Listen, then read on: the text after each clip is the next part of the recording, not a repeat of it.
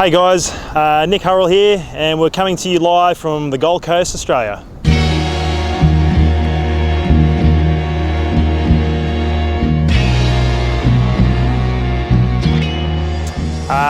So I played a bit of rugby on the Gold Coast here when I was at university.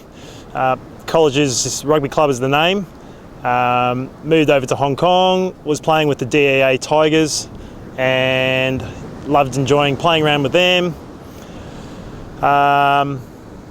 Was lucky enough to play for the national side in the Hong Kong 7s and 15s, got to travel around a fair bit, see some crazy parts of the world I probably never would have seen or thought I'd go and see.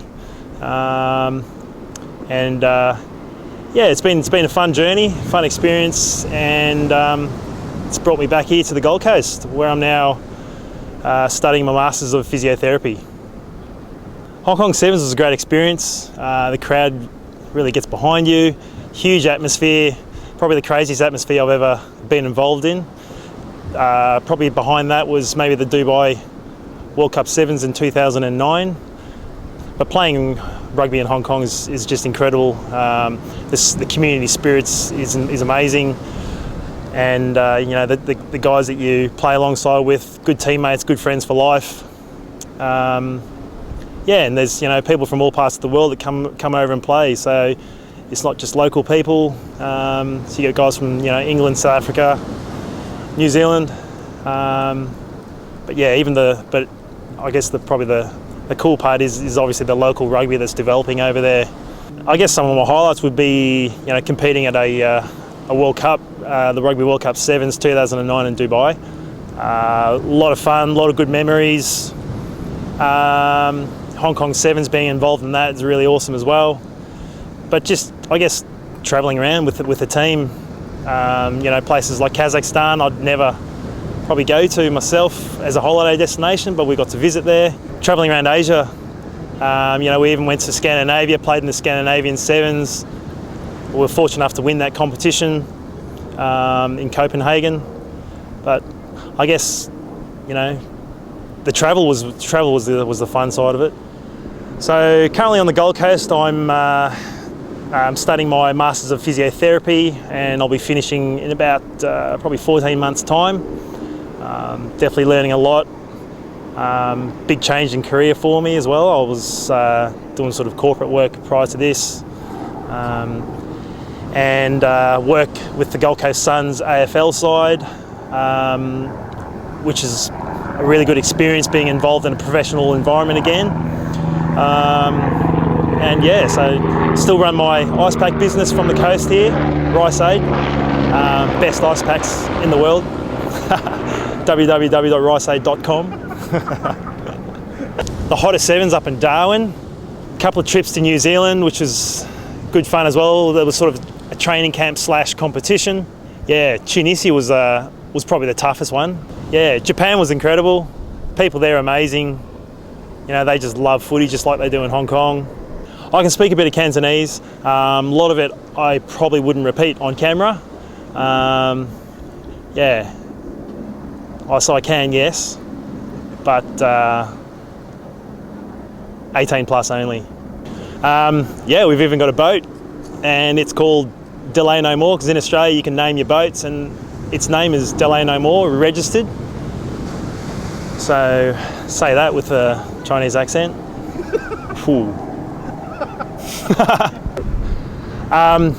I guess the current state of rugby in Australia is a bit sore at the moment.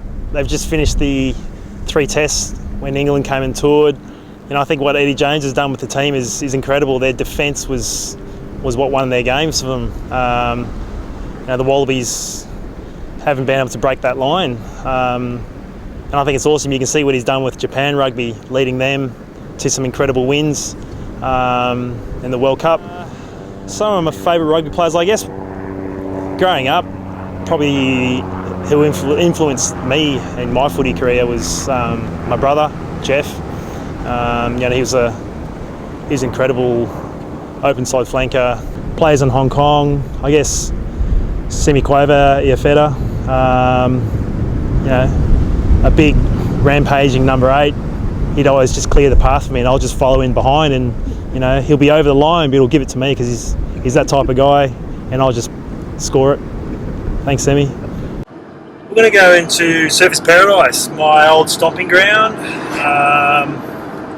Used to be a pretty crazy party scene down Carroll Avenue back in the day, but it's a good family environment now, so I'm a family man.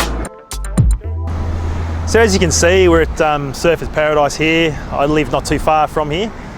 You know, it's a great place to get up in the morning, go for a walk or a run along the beach. The Esplanade they've just sort of redone. It's a good place for a morning jog. There's always people around. There's always something to see. You know, and as I said before, we're in the middle of winter, so couldn't ask for really much better weather. But yeah, it's a good spot to come to. Come and join me.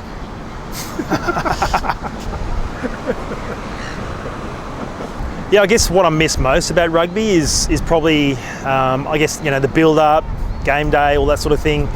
The travelling side of, you know, was a lot of fun, but the game itself, you know, is obviously the winning moments is what you really want to play for.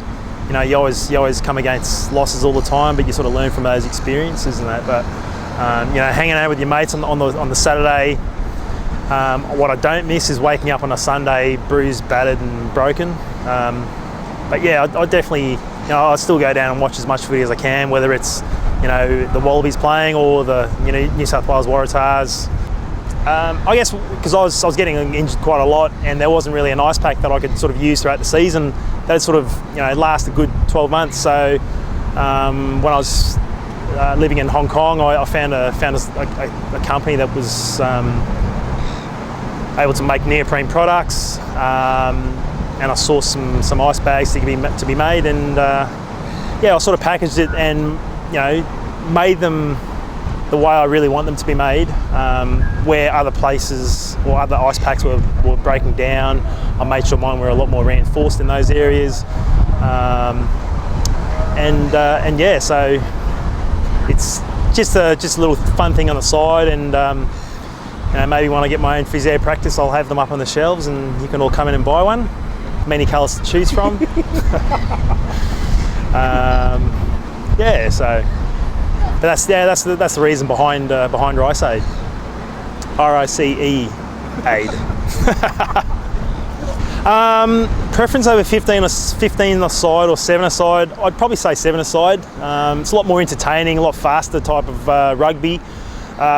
And I guess waking up on a Sunday morning, you're not as sore because you're not sort of being bashed around by, you know, big number 8s like semi-quaver or you know, sort of big props that you have to run into head first. But 7 aside, yeah, definitely.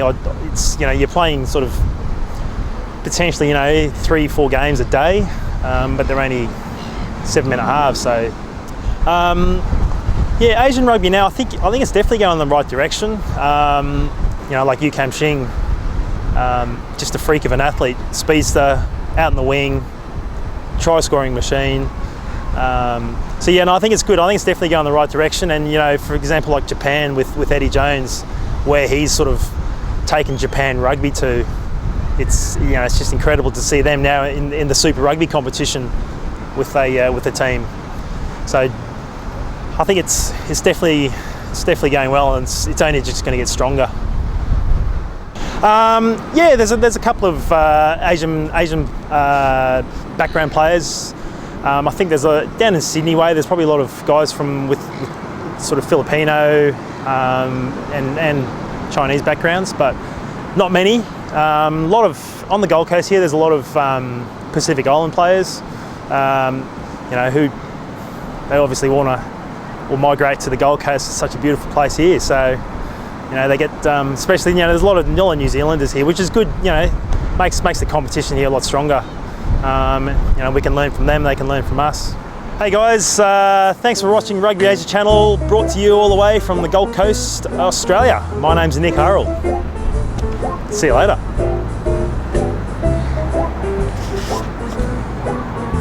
What are you doing? This is my show, mate. No, you weren't here, so they said to just start filming. Who the hell are you, bro? No, they said just start filming.